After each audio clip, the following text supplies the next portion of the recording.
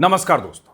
Ashoka university के professor Ali Khan Mahmudabad की यही वो पोस्ट है, फेसबुक पोस्ट, जिसकी वजह से उनके खिलाफ कई संगीन धाराओं में 2 एफआईआर दर्ज की गई। इस एक पोस्ट की वजह से ही प्रोफेसर अली खान महमूदाबाद को बीजेपी नेताओं ने देश विरोधी घोषित कर दिया। बीजेपी नेताओं ने इस एक पोस्ट की वजह से एक मुस्लिम प्रोफेसर को सबक सिखाने की पटकथा लिखी। ऑपरेशन सिंदूर के बारे में क्या है इस पोस्ट में, मैं इस वीडियो में प्रोफेसर अली खान महमूदाबाद की इस पोस्ट का हूबहू हिंदी तर्जुमा आपकी सहूलियत के लिए पेश कर रहा हूं। इतिहास में दर्ज होना चाहिए कि मोदी राज में एक मुस्लिम स्कॉलर को, मुस्लिम प्रोफेसर को सिर्फ एक ऐसी पोस्ट लिखने की वजह से सलाखों के पीछे भेजा गया। स्क्रीन के एक तरफ उनकी ओरिजिनल पोस्ट है, दूसरी तरफ हिंदी अनुवाद। अब गौर से सुनिए, पढ़िए और सोचिए कि इन पंक्तियों में ऐसा क्या लिखा है कि उनके आनन फानन में गिरफ्तारी हो जाए और सलाखों के पीछे एक प्रोफेसर को भेज दिया जाए। प्रोफेसर अली खान महमूदाबाद ने 8 मई की सुबह मतलब 11:48 पर फेसबुक पेज पर लिखा। इंग्लिश में जो लिखा उसका हिंदी तर्जुमा आपको बता रहा हूं, स्क्रीन पर दोनों आप देख रहे हैं। शब्दशः, किस मुद्दे पर बीजेपी को ऐतराज है, या किस शब्द को बीजेपी ने मुद्दा बनाया, या बीजेपी नेताओं ने जो इस फेसबुक पोस्ट में नहीं लिखा है उसको कैसे प्रचारित प्रसारित किया, ये सब भी आप इस पोस्ट को जब पढ़ेंगे तो आप समझ जाएंगे। उन्होंने लिखा, जिसका अनुवाद पेश कर रहा हूं। रणनीतिक तौर पर स्ट्रेटजिकली भारत ने वास्तव में एक नए दौर की शुरुआत की है, जहां पाकिस्तान में मिलिट्री और टेररिस्ट की बीच की सीमाएं धुंधली हो गई हैं। अब किसी भी टेररिस्ट एक्टिविटी का रेस्पॉन्स पारंपरिक सैन्य कार्रवाई से होगी, जिससे पाकिस्तान की सेना पर यह जिम्मेदारी आ गई है कि वो अब टेररिस्ट और नॉन स्टेट एक्टर्स के पीछे नहीं छिप सकती। वैसे भी पाकिस्तानी सेना ने बहुत लंबे समय तक इस क्षेत्र को डिस्टेबलाइज करने के लिए मिलिटराइज्ड नॉन स्टेट एक्टर का इस्तेमाल किया है और साथ ही अंतर्राष्ट्रीय मंच पर खुद को विक्टिम के रूप में पेश किया है। उसने उन्हीं का उपयोग हाल के हमलों में किया जिनमें कुछ को निशाना बनाया गया ताकि पाकिस्तान में सांप्रदायिक तनाव फैलाया जा सके। अब ये जो लाइन है, जितना भी लिखा गया इस पैराग्राफ में, भारत सरकार यही कहती रही है, भारत सरकार का यही पक्ष है और भारत सरकार के पक्ष को ही उन्होंने पहले पैरा में लिखा है। इसमें मेरे ख्याल से कोई भी शब्द ऐसा नहीं है जो आप सुन पाए होंगे जो भारत सरकार के स्टैंड से अलग है। अब आगे आते हैं।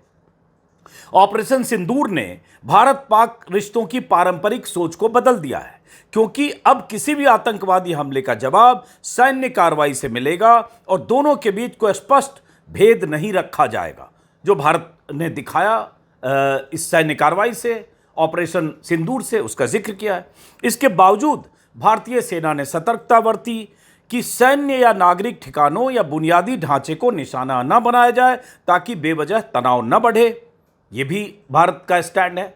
सेना ने, विदेश सचिव ने यही कहा था। संदेश साफ है, स्पष्ट है कि अगर आपने अपने यहाँ आतंकवाद की समस्या से नहीं निपटे, अगर आप अपने यहाँ नहीं निपटे तो हम निपटेंगे, दोनों ओर नागरिकों। अब यहाँ तक तो वही है जो सरकार कह रही है।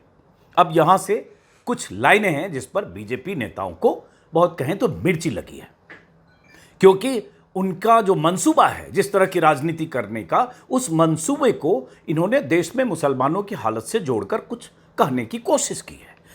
उसके बाद, और जाहिर है युद्ध की वकालत बहुत लोग कर रहे थे, तब इन्होंने युद्ध को विनाशक बताया। इस पर भी सवाल और बवाल मचा रहे हैं। खैर, इन्होंने लिखा कि दोनों ओर नागरिकों की मौत दुखद है और यही वजह है कि युद्ध से बचना चाहिए।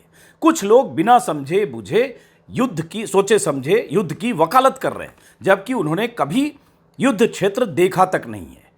मॉक सिविल डिफेंस में ड्रिल में भाग लेना आपको सैनिक नहीं बनाता है, न ही आप उस इंसान के दर्द को समझ सकते हैं जिसने युद्ध में अपने प्रियजनों को खोया है। War is brutal. युद्ध की विभीषिका के बारे में उन्होंने बात की है। गरीब लोग सबसे अधिक पीड़ित होते हैं और युद्ध से केवल नेता और डिफेंस कंपनियां लाभ कमाती है। इस पर भी एतराज होगा, क्योंकि युद्ध की विभीषिका को परिभाषित करते हुए एक इंटेलेक्चुअल स्कॉलर प्रोफेसर उसके नुकसान, उसके उस पक्ष के बारे में बात कर रहा है जो लोग बात करने से बचते हैं।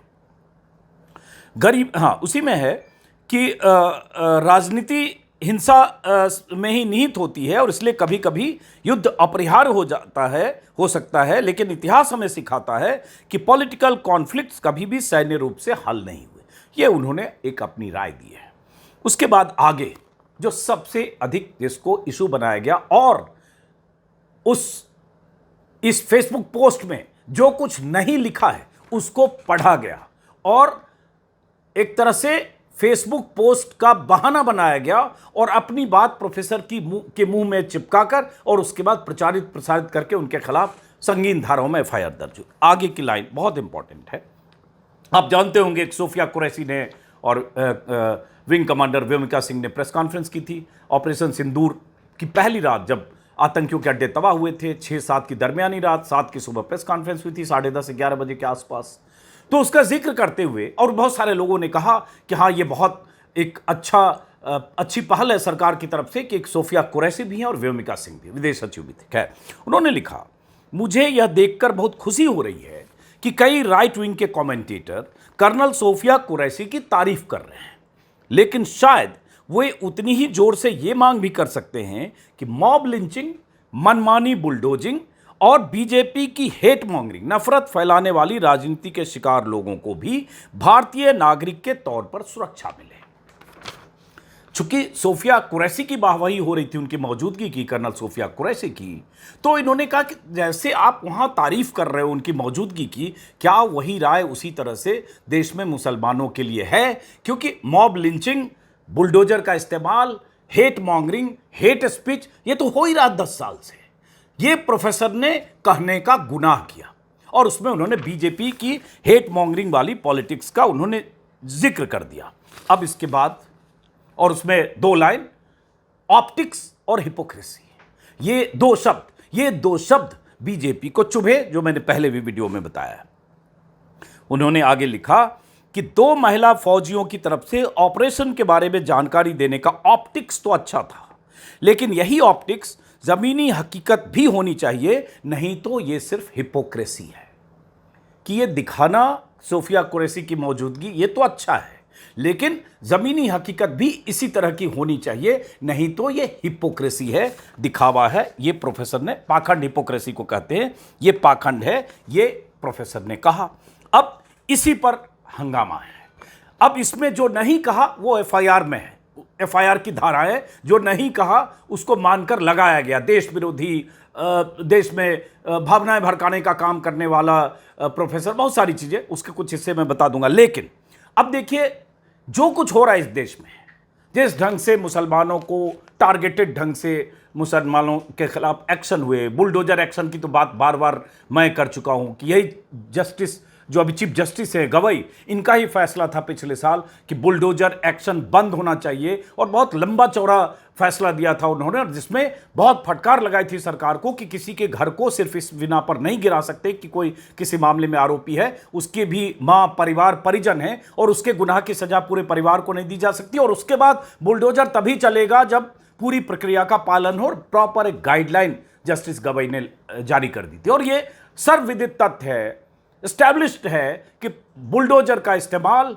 मुसलमानों के खिलाफ बीजेपी शासित राज्यों में हुआ, मॉब लिंचिंग की घटनाएं हुई है और 2म दर्जे का सलूक किया जाता रहा है। और इसी देश में टॉप शीर्ष पर बैठे जो प्रधानमंत्री हैं, कपड़ों से पहचाने जाने का जुमला उनका है। मुसलमानों ज्यादा बच्चा पैदा करने वाले घुसपैठियों की जमात कहने का स्टेटमेंट उनका है, जो बांसवाड़ा में लोकसभा चुनाव के पहले दिया। और बहुत तरह के बयान हैं बीजेपी नेताओं के, गोली मारो सालों को से लेकर और आर्थिक बहिष्कार करने से लेकर, बहुत सारे नेता हैं जिन्होंने क्या नहीं कहा है मुसलमानों के खिलाफ इस देश में।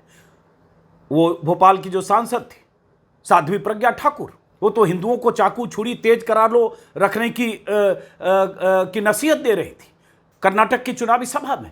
तो अब उस पर जाएंगे तो बहुत, ये वीडियो अपने आप में 1 घंटे 2 घंटे का वीडियो बन सकता है कि देश में मुसलमानों के साथ 2म दर्जे का बर्ताव सत्ता प्रतिष्ठान ने कैसे किया है। और इस मौजूदा रिजीम में मुसलमानों की नुमाइंदगी ना के बराबर है, बिल्कुल नहीं है। राज्यसभा और लोकसभा में एक भी मुसलमान सांसद बीजेपी में नहीं है। एक भी टिकट यूपी में बीजेपी जब चुनाव लड़ती है एक भी मुसलमानों को टिकट नहीं दिया जाता, तो ये एक पक्ष है। उन्होंने यही लिख दिया कि ये ऑप्टिक्स है, तो ऑप्टिक्स जमीन पर दिखना चाहिए, और नहीं तो ये हिपोक्रेसी है। बस यहां हंगामा शुरू हुआ। आखिर में क्या लिखा है? उन्होंने कहा कि अगर कोई नामचीन मुस्लिम नेता ने कहा पाकिस्तान मुर्दाबाद, तो भारत में उसे पाकिस्तान में उसे ट्रोल किया गया, लेकिन इंडियन राइट विंग कमेंटेटर ने यह कहकर डिफेंड किया, ही इज आवर मुल्ला, मतलब वो मुल्ला हमारा है जो पाकिस्तान मुर्दाबाद का जिक्र कर रहा है। और कहा लेकिन इससे पता चलता है कि भारतीय शासन प्रणाली को सांप्रदायिकता किस तरह से इन्फेक्ट कर चुकी है। ये उनकी पोस्ट है। इस पोस्ट में नीचे कर्नल सोफिया कुरैशी और वेमिका सिंह की तस्वीर लगी है। ये प्रेस कॉन्फ्रेंस की पोस्ट है, तस्वीर है, जो प्रेस कॉन्फ्रेंस हुई थी 7 तारीख की सुबह, पहली प्रेस कॉन्फ्रेंस, उसके बाद लगातार होती रही।